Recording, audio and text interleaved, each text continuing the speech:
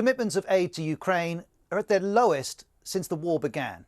Ukraine's been relying on Western support since Russia invaded in February 2022, and new data shows an 87% fall in new commitments of aid compared to the same period last year. This graph shows us the total aid that's been promised each month. It peaked last December. And look at what's happened in recent months. This latest data shows that commitments have continued to fall. Of 42 countries which have previously donated, only 20 committed new aid between August and October. And there were only small commitments from Ukraine's two biggest donors, the US, which provides the most military aid, and the EU, which provides the most financial aid. And both are experiencing political standoffs. In Washington, Joe Biden wants Congress to approve a funding bill which includes $61 billion worth of aid for Ukraine.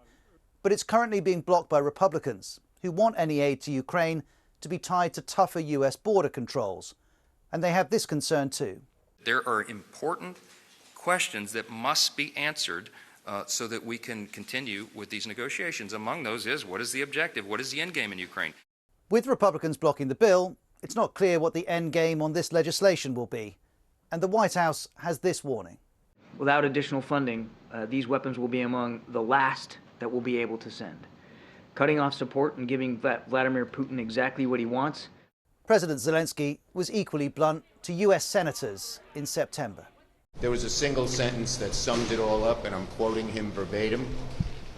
Mr. Zelensky said, "If we don't get the aid, we will lose the war." And this isn't all about the US. The biggest pending aid commitment is from the European Union.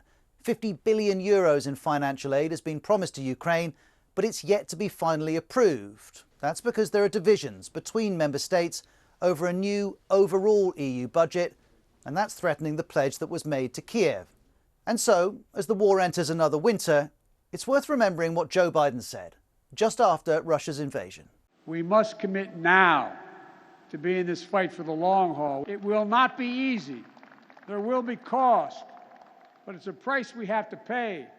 The price the West is willing to pay is, for now, falling, as will be noted in Ukraine and in Russia.